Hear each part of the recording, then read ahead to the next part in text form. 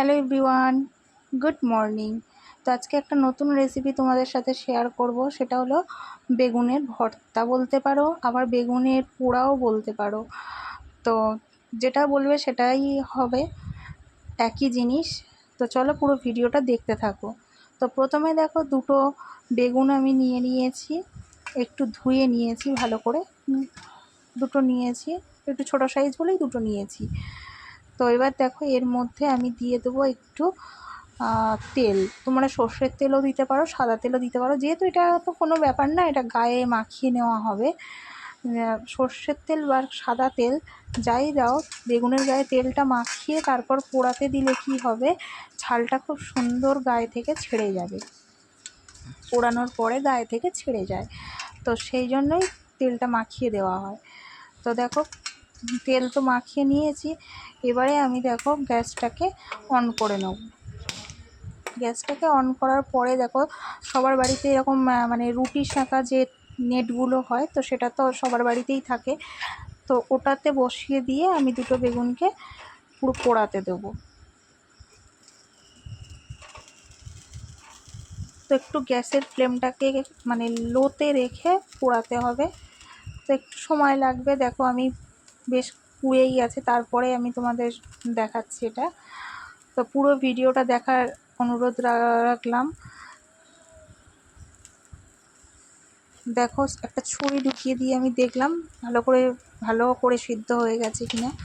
তো দেখো, পুরো ভালো করে সিদ্ধ হয়ে গিয়েছে। এবার আমি গ্যাসের ফ্লেমটাকে অফ করে দিয়েছি। দিয়ে এবারে আমি এখানে কাটতে বসে গিয়েছি। দেখো, একটু ধনেপাতা নিয়ে নিয়েছি। প্রথমে একটু ধনেপাতাগুলোকে কেটে নিয়ে নেব, কুচি কুচি করব। তো এই বেগুন ভর্তা বলো আর বেগুন পোড়াই বলো, যাই বলো না কেন, এটা যেমন গরম ভাতের সাথে ভালো লাগে, আবার রুটির সাথেও খুব ভালো লাগে। তো বাড়িতে একবার ট্রাই করে দেখো, কেমন লাগে অবশ্যই কমেন্টে জানিও। খুব সহজ একটা রেসিপি, ঘরে বেগুন থাকলেই হয়ে যাবে। তো দেখো, ধনেপাতাগুলো তো আমি কেটে নিলাম। নিয়ে দেখো, এখানে বেশ কিছুই লাগবে না, অল্প কিছু উপকরণ থাকলেই হয়ে যায়। এবার নিয়ে নিয়েছি দেখো দুটো কাঁচা লঙ্কা, ঝাল বুঝে যেরকম ঝাল খাও।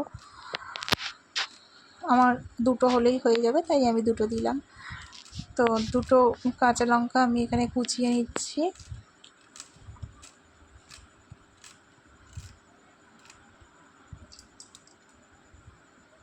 তো কাঁচা লঙ্কা তো আমার কাটা হয়ে গিয়েছে।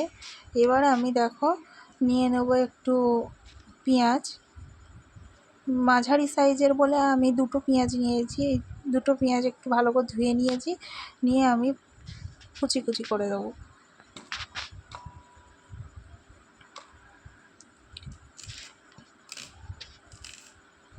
তো পুরো ভিডিওটা দেখতে থাকো, কেমন লাগে অবশ্যই কমেন্টে জানাও। আর যদি আমার চ্যানেল নতুন হয়ে থাকো, তাহলে অবশ্যই আমার চ্যানেলটিকে সাবস্ক্রাইব করো, যাতে নতুন নতুন ভিডিও তোমাদের কাছে আগে পৌঁছে যায়। তো দেখো, আমি পেঁয়াজগুলোকে কেটে নিচ্ছি।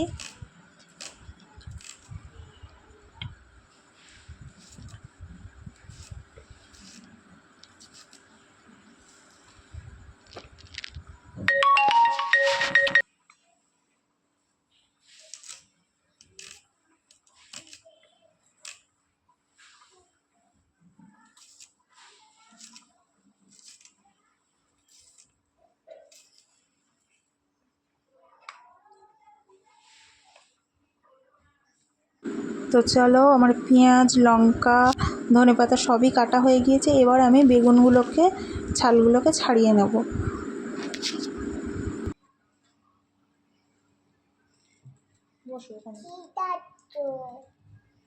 বেগুনের ছালটা ছাড়াচ্ছি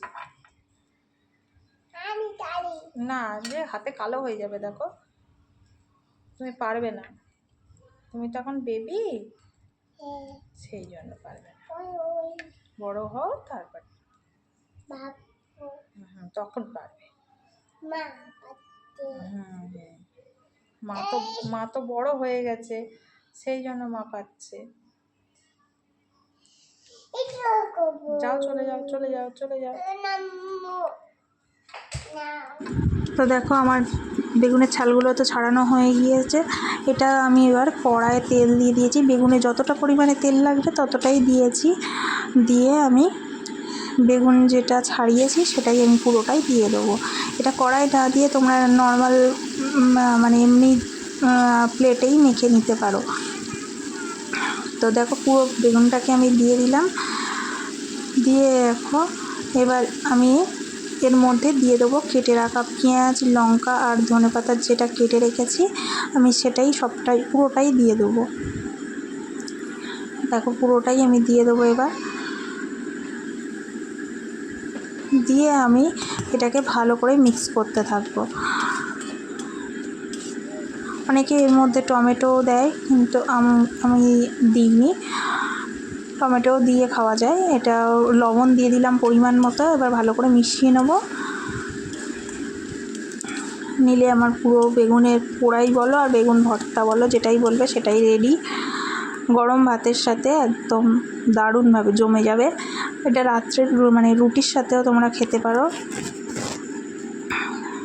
তো কেমন লাগলো অবশ্যই কমেন্টে জানিও।